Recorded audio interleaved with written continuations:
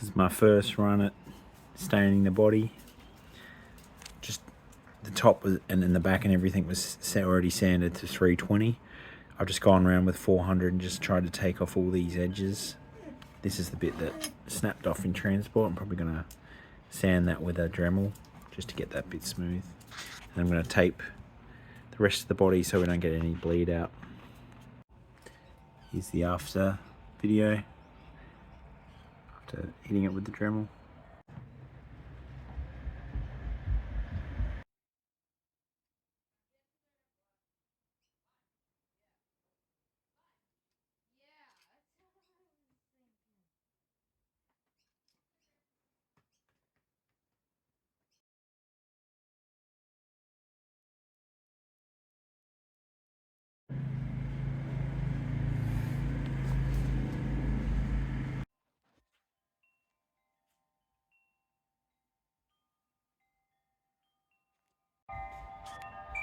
You see that purple's really gone in there really hard. Just sanded it twice. Hard to get it out.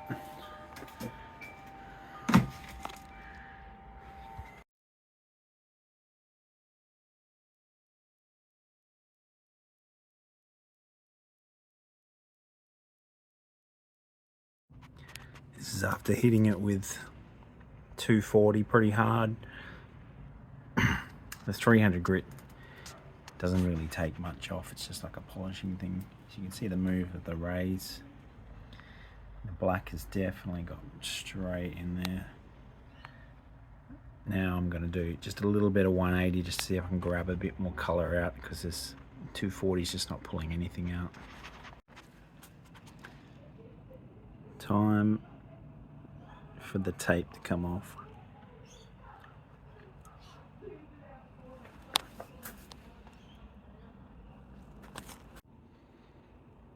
Let that tape job go. Ooh, kind of bad. Odd bits of purple everywhere. I wonder if I should have just done that bit down, all the way down from there. I'll have to give it a sand. Neck joint.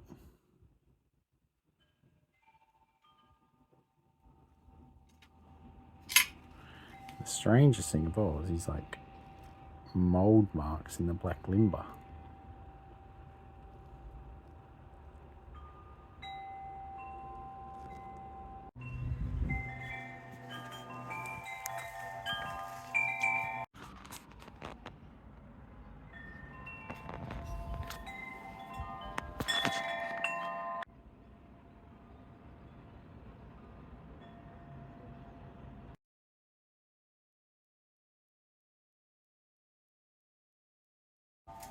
This is after the first coat of sanding sealer.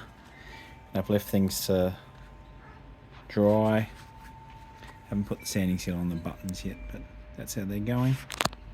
I'm just going to use a Dremel to try and clean up these edges.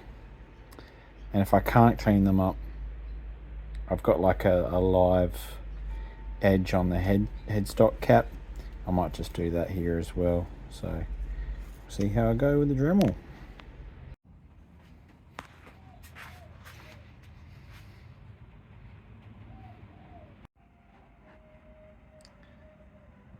First coat of oil. Doesn't seem to have gone on right, so I'll have to use the sandpaper to get that down. I think no oil's on the back of the guitar yet, but on the back of the neck and the front, that's all done. Beautiful.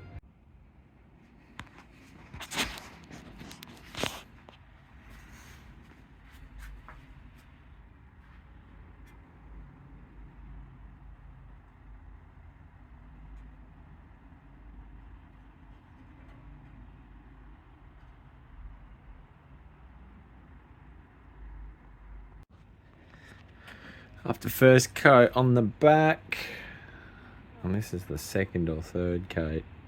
It looks bad from front on, but it's alright from the side. I to hit it with some more coats. This is after a few coats. You can see there's some gobs where I was doing the pickup routes with the oil finish, and it's come off in giant lumps. A couple of other gobs down here, and also up. The sanding sealer isn't level there, so it's gone awful. So I think I'm gonna have to sand it back. It does pull a little bit of colour out every single time you do that. So you can see where it's got a little bit lighter, and there's some scratches that are right through here. So I'll need to try and work them out. I could sand it a bit more in the middle and then work outwards, and that would give me a bit of a burst finish. I don't know if I want that, but then again, this purple is really dark and it's really hard to see from any angle that isn't straight on. This is after taking it back with some sandpaper, getting rid of those high spots. The rest of the body is all sealed, so none of this colour or anything will affect it. Now I'm going to have to hit it with the purple again to fill in those gaps that have opened up. This is after having another couple of goes of dyeing it. Purple, just filling it out. You can see these marks on the top. That's the metals in the dye precipitating out. It doesn't tend to last after you apply sealer over the top. It tends to wash out, and other dyes do this as well. So RIT dyes, especially the red one, it'll go black or green after you've applied the first coat, but as soon as you put a sealer on, it's gone again. So taking it all the way back, starting again with the gloss. Here we go. Back and the sides are fine. They'll just stay how they are. And the neck, one more coat, and the neck will be done. Just before the last coat for the recoat. Don't know if you can see this, but there's my reflection in the top. So working with a cloth instead of with the paper towel got a much better result. One last coat to go.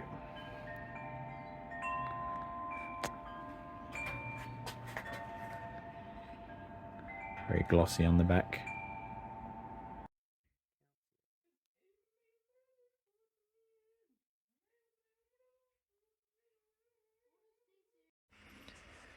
So after the trials and tribulations of the finishing, I used car polish and car wax to finish both the fretboard, the top and the back and sides. Here's the size comparison next to a Ernie Ball axis.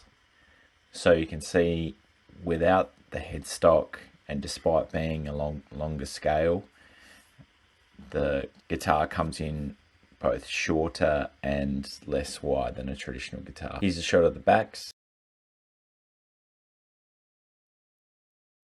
And here's the issue with having a really thin body with a really thick top. The standard 5-way switch or 5-way super switch does not fit. Previously, Yamaha got around this issue by making a bulged control plate, but in this one we'd have to go with a slimline Cortec 3-way switch. Here's final look before restringing, and I've just mounted the bare knuckle Juggernaut pickups straight into the wood. Direct mount. Here's a shot of the back. Now I do have a preview video on my channel of how this sounded, and in this setup I just wired the pickups directly into the output jack. And here it is all strung up, ready to be played. It has a Elixir Polyweb 9-46 set on the bottom, and Polyweb isn't available in anything larger than a 46, so it's got a 56 OptiWeb top, which you can custom order from Strings Direct.